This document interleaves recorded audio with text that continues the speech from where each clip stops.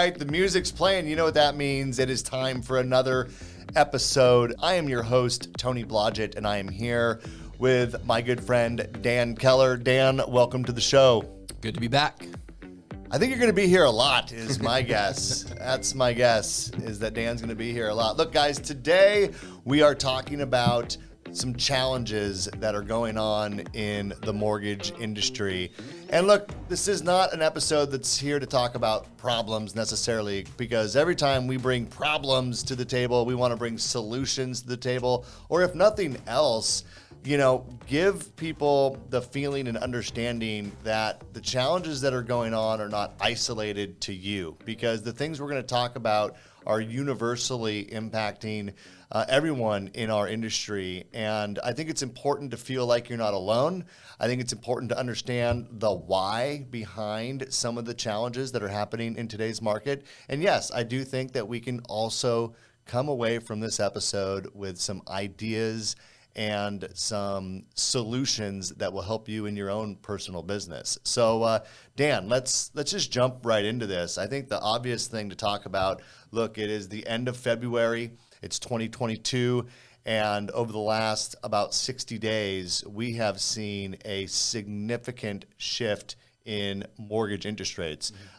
They have gone from being in the low twos, or excuse me, the low twos. I wish they were in the high twos, low threes, and now we're in the high threes, low fours. Some interest rates are in the mid fours, upper fours, depending on credit score, type of property you're purchasing, and whatnot. So we've really shifted from that low threes, I would say, to low fours, at least 100 basis points in interest rate, if not a little bit more. And on top of that, we have certain products that have gotten more expensive, like second homes and these other changes that have been made. So maybe as an originator dealing with this in today's market, what's the impact to you? You're a top producer. Yeah. You do a lot of loans. Interest rates move by a full point in rate. What challenges is that presenting for you? Yeah. Let me show this to you real quick, because I think this is so important. And I don't know if this will come up on screen for y'all. And it's not. Of course, the one time that I want something to come up. Here it is. I don't know if you can see that. Can you see what that says?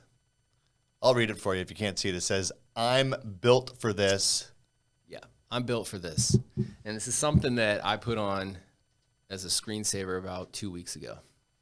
I'm built for this. We're built for this. It's a challenge. I think you look at any champion, whether it be your favorite athlete, your favorite entrepreneur, they didn't just go to work on sunny days. They didn't go to work when they felt like it. I cut my teeth in 2008, 2009 in the mortgage industry. I'm built for this. We've been saying this over the last couple of years, how I loved the low-hanging fruit. I'm not going to complain. It was really easy to make money. But I think a lot of loan officers, I think their sales skills got dull. I think their communication skills got dull, meaning how they present loan options to clients, how they make better phone calls to their realtor partners and financial planners and clients. And so I'm built for this. We're built for this.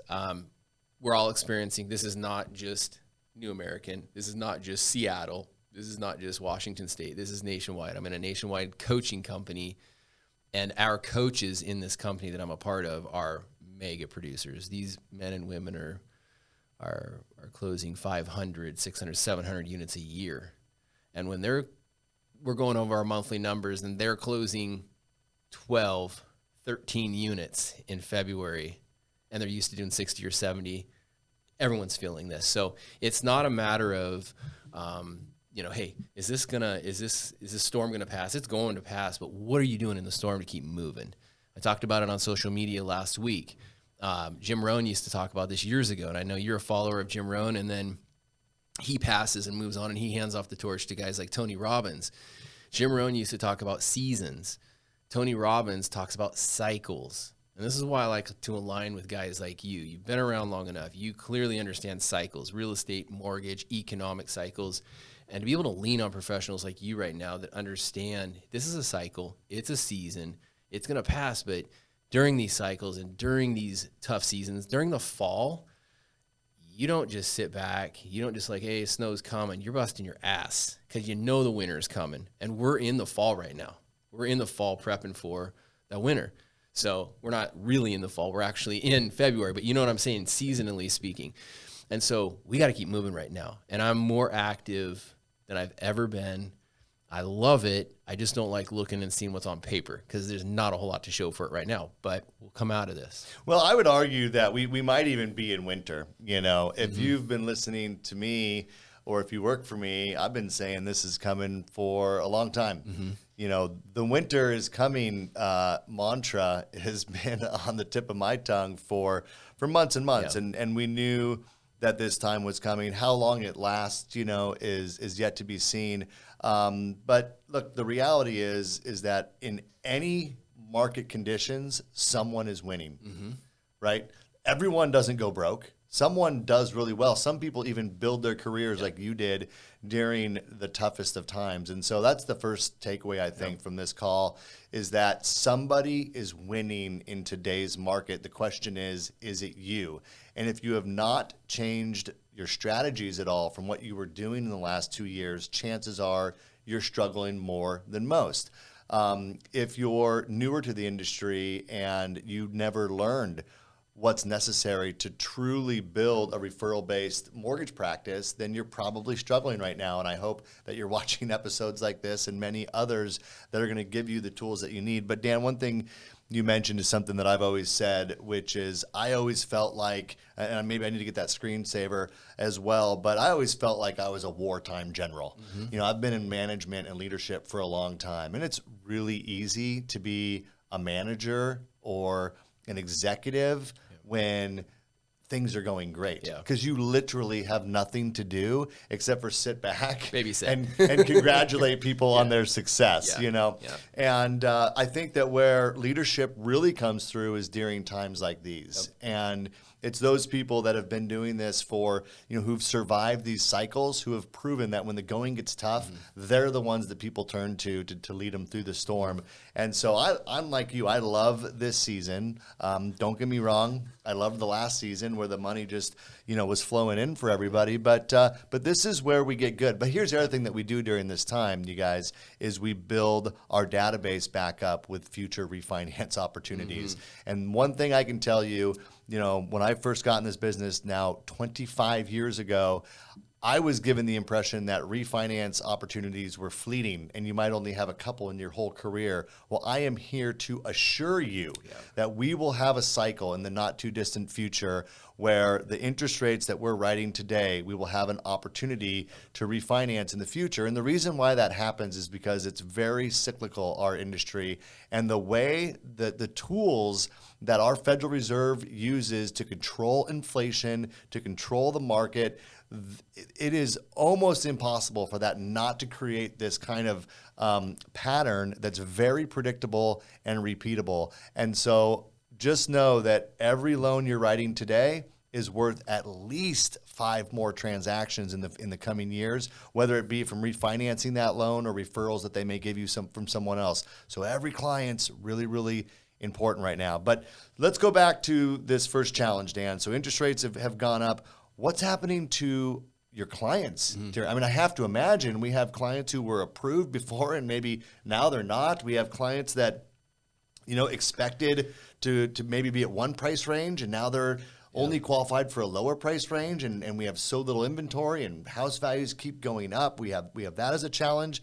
And then I have to imagine that people are skeptical when you tell them what their interest rate is today, when you quoted them a rate 30 days ago or 45 days ago, and all of a sudden it's a half a point higher, it's a point higher in rate.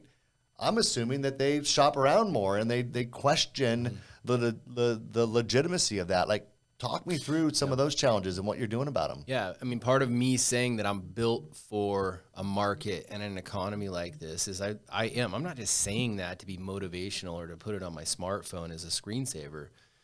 It's more than that. I've built systems. I've built a business that's built for this now. So part of me making my weekly Making Sense of Your Markets video, I talk about mortgage, I talk about money, and I talk about mindset. Well, when I talk about the mortgage part of it, hey, interest rates are up or down week over week. Here's the range. We're at about 399 to 4.125. Well, I'm consistently sending that out every week. So that right there is building trust because I've kept them informed. Number two, I'm checking in with my pre-approvals. Your pre-approved clients matter right now. They matter more than ever. So I'm not going to let one go to Lennar or LGI and get stolen, have their in-house lender who's not going to provide a great service or experience steal them from me. And so I'm staying in touch with them. We're reaching out to them weekly, just checking in. They may, some of them have been with us for a couple of months now. And so communication, it goes back to sharpening those skills. You got to communicate and you got to be a leader right now. You were talking about leaders lead, the great leaders lead from down in the trenches during the battle, not from the castle after winning the war and winning all the accolades. And so right now we're down in the trenches. We need to lead. We need to communicate. We need to let our clients know what's going on. And then we need to professionally be able to explain what's going on. And so how I kind of lower that bar, if you will, from rate shopping is there are two different channels that I follow. And I've followed these for years because I always want to make sure that the mortgage company that I'm aligned with is competitive, is in the competitive range, if you will. Mortgage News Daily takes a survey. Freddie Mac takes a survey of all loans locked, which I love. I love that about both of those channels. And so they give you an idea of kind of where loans are getting locked and loans are being quoted right now from the top banks in America. And we're right there. So I gave you a 4.00 quote today with 0.5 points. Look at the national average right now. It's 4.1, or Quicken's at 4.2, and they have the best rates, right? So being able to professionally explain that to your clients is really important too. The last thing that I will say as far as educating your clients or dealing with the rate conversations, don't be afraid to have a conversation with your clients about rate.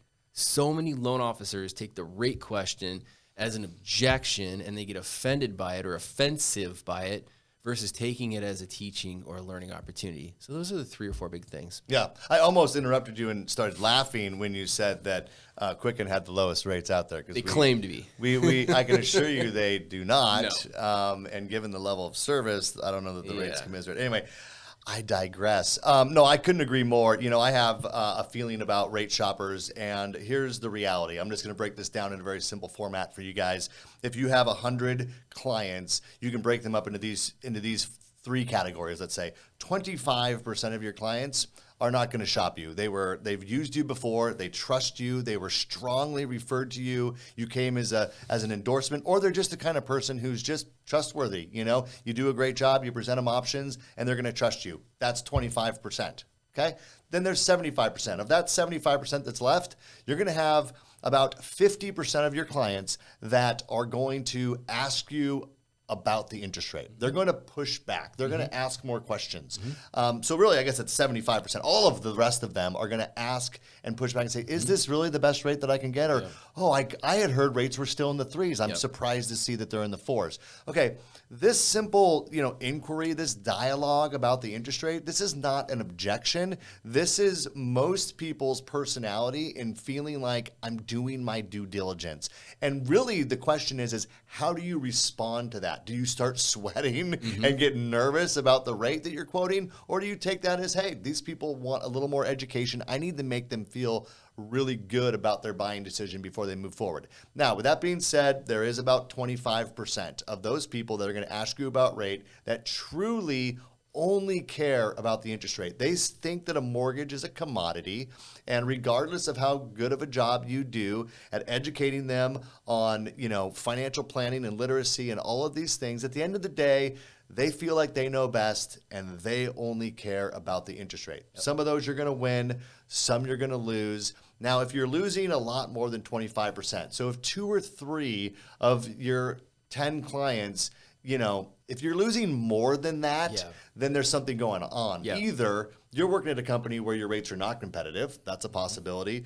2, there's something broken in your sales process where you're not giving them the level of confidence they need because you have a competitive rate, but yet they still feel like there's something better out there. So I would look at how you're presenting loan options. I would look at your scripting around, the interest rate itself, et cetera. So just know that. That's the 25, 50, 25 rule. And just know that about 50% of people are going to ask you a follow-up question about the rate, and they're not shopping you. They just want you to be the confident advisor and make them feel good about it. And you guys, there's never been a time where that's more important than right now when rates have moved 100 basis points. Can you explain to someone why interest rates have moved as quick as they have? Can you talk intelligently about the decisions that the Fed has made? Can you talk about inflation and the actions that are being taken to curb inflation and what that means for interest rates in the short term and what it may possibly mean about interest rates in the long term? So all of that, you guys, is really, really important. But I want to get to one other challenge that's going on right now, Dan, and this one's a little complicated,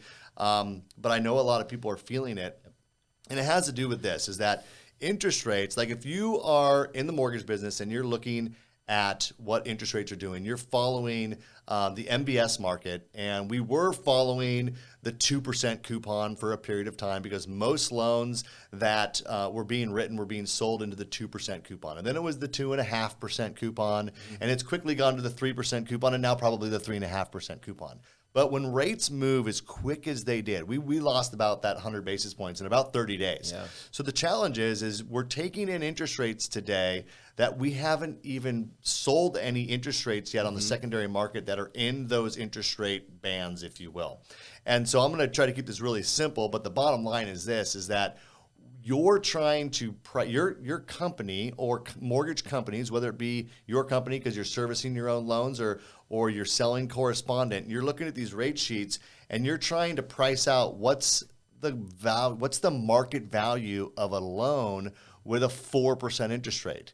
And the reality is that when it happens that fast, there isn't a market established for a 4% interest rate. Yeah. And so all of a sudden, you see your rate sheet and you're like, hey, it used to be that if rates were at 3% today and my buyer is purchasing a condo and I don't want to charge them that loan level price adjustment of 75 basis points, I could just increase the rate by a quarter and I'd be able to cover that loan level price adjustment. And all of a sudden, what we start seeing is that as you raise the interest rate, no one's willing to pay that extra spread for those higher note rates. And the reason for that is because there isn't yet a market established. So if you're a capital markets guy, you have to literally create the market. And that's a very risky thing to do because you're saying, hey, we're going to pay X amount for a 4% interest rate, or we're going to pay X amount for a 4.5% interest rate. You guys, if you look at the new loan level price adjustments that have gone into effect for second homes, 4 1/8 points? And then if you have a credit score adjuster, you guys, we're talking about a note rate up in around 5%. I priced one out today, 5% with a point. 5% with a point. Look, there is no market for a 5% interest rate. I mean, there's beginning to be a market for it today, but there wasn't 30 days ago. And so this is hard for loan officers to understand because they're like, how come every loan that I price that has any amount of loan level price adjustments requires the borrower to bring in so much cash? Right? They have to pay those points in cash because the market isn't there. So I just wanted to touch on that really quick because it's a challenge I hear about a lot from different folks, but just know that this will solve itself over time, right? So as these higher coupons start filling in, we see more activity. There's a less of a spread between the ask and the buy price, right? Then you will see those interest rates stabilize and we'll be able to raise the interest rate and be able to cover those points as needed. So I think to piggyback real quickly on that, what you're going to find right now is that the companies, big banks, credit unions, and online lenders are going to advertise low rates right now. And with that comes 2 or 3 discount points. It's a lot of money. It's a lot of additional closing costs you'll pay for a loan. The companies that are doing that right now should be punished, in my opinion. Because here's the thing, or this is our time to shine. I believe that there's a lower interest rate environment in the next 6 to 16 months, okay? Not predicting anything, but there will be an opportunity, economically speaking, and there will be an opportunity for lower rates. If you're charging a client right now 3 points, 3 discount points, that's almost borderline malpractice, in my opinion, because that's a waste of money, and it's gone when you pay it. Yeah. And then if you refinance a year or two from now, you just lost $18,000 or 20. I saw a loan estimate the other day had $30,000 in points, and they were ready to sign with that company that starts with the Q until I showed them a very similar rate with none. Yeah. And they went with us. Well, you know, people, advertisers, these online lenders, they think that all consumers care about is interest rate, and that it's up to us to educate them that it's not necessarily all about the interest rate. A bid and ask is what I was looking for earlier. The bid ask spread on these coupons, you guys, has been so wide at these 4.5%, interest rates and whatnot, and that's going to be narrowing. But I want to point out one last thing before we wrap up this call, and it's what you just said, which is there's a possibility. We're not no crystal ball here, but there's a possibility that we have an opportunity to refinance people out of these loans in the next 6 to 16 months. Now, why would that be? Well, because as the interest rates go up, what's going to happen is we know the Federal Reserve, they've already shared their hand. They're going to start raising short-term rates. Matter of fact, it's predicted that they might raise them 100 basis points in the next 3 meetings. That means that one of our meetings might have a 50 basis point increase. And at first glance, you go, oh my God, rates have already gone up so much, and now the Fed's going to raise them higher. Oh my God. But here's the reality, guys. Here's the big secret. And here's what you need to know as a mortgage professional is that what the Fed is doing, and many of you know this, but many of you don't understand it. What the Fed is doing when they raise interest rates is they're fighting inflation. Okay. So when they fight inflation, they're showing bond traders that the Fed is like the fire department, and inflation is like this burning inferno. And if I'm a bond trader, I'm like holding a big block of ice. So that fire is going to melt my ice cube if the firefighters, the Fed, don't put it out. So when I see the Fed take action to to push down that inferno by moving rates maybe even a half a point, as a bond trader, I'm like, oh, thank God my ice cube's not going to melt because the firefighters, the brigade is here to put out the fire. And so what happens, completely counterintuitive to what you would think, is that interest rates actually get better because people who invest in bonds, long-term fixed assets, go, hey, my ice cube is going to last longer because the Fed's over there fighting the flames. So keep this in mind. When the Feds ultimately do get to the point of raising interest rates, it very well may lower mortgage rates, right? Not because they only control the overnight cost of money. So I don't want to belabor this. One other thing, though, that might happen when the Feds raise interest rates is the cost to borrow for so many businesses and consumers in other areas does go up. Prime rate goes up, right? These short-term indexes go up. And so what happens is access to commercial capital goes down, and it can trigger a recession. And so think about that. You got the Feds over here fighting the fire. Bond traders feel good about that, so mortgage rates might get better as a result of that. At the same time, stock market could tumble a little bit. We could see other recessionary signs in the economy, all of which would lead to a flight to safety, more money going into the bond market, and that's a scenario where even in the midst of the Fed's increase in interest rates, which everyone thinks raises mortgage rates, it doesn't. Even in the midst of the Fed's raising rates, we could see a lower interest rate environment. And one last thing I want to tie out here is that the fact that that could happen, your capital markets team knows that as well. And so here's what I mean. As interest rates go up and we're going, hey, I want more rebate pricing so that I can cover loan level price adjustments. I want more servicing value for this higher note rate. Well, here's the problem. If I'm a capital markets guy, I know what matter of fact, they know it better than I know it, right? And so what they're worried about is that, well, Tony, if I give you a 4.5% rate or a 5% rate with 3 points back that you can use to cover these loan level price adjustments, what happens if you refinance that loan here in a couple months because of the circumstances I just told you about, and now all of a sudden your capital markets team or the lender that's purchasing that loan who's paying out the service premium up front never gets to collect any payments because in 6 to 10 months you refinance that loan. And so they're very reluctant to give a lot of premium on these higher note rates because they know what I just explained to you, which is it's very possible these loans don't sit on their books for as long and the servicing value isn't there. So look, this is a deep conversation, and I didn't necessarily intend to go this deep today, but it's something that I think every mortgage person needs to understand, and I hope that that breaks it down in layman's terms, and if nothing else, gives you a little bit of confidence that what we're going through is what Dan said. It's a season, and it's a season that's going to change, and what you can do right now is build your database, let people know that you're going to be following up with them. You're going to be doing an annual review or a 6-month review. Plant those seeds today to build that database. So when the next refinance cycle comes, you're ready to jump right on it. This is when you set that groundwork, and then hone your skills. Understand what's going on in the mortgage market so you can speak intelligently about it, because every client, to Dan's point, is more valuable today than ever, and you can't lose those opportunities by misspeaking or not giving them a level of confidence to understand what's going on in today's market. And hone your skills. Be the best mortgage advisor that you can be, and that's what's going to get you through this season, and I promise you it will change. So any final thoughts, Dan? Yeah, just keep moving. Keep moving. The people that get injured and die in storms that we're talking about, economic storms, are the ones that stopped moving. Just keep moving. Perfect your systems. Keep learning. Keep talking. The best salespeople have the most conversations, period.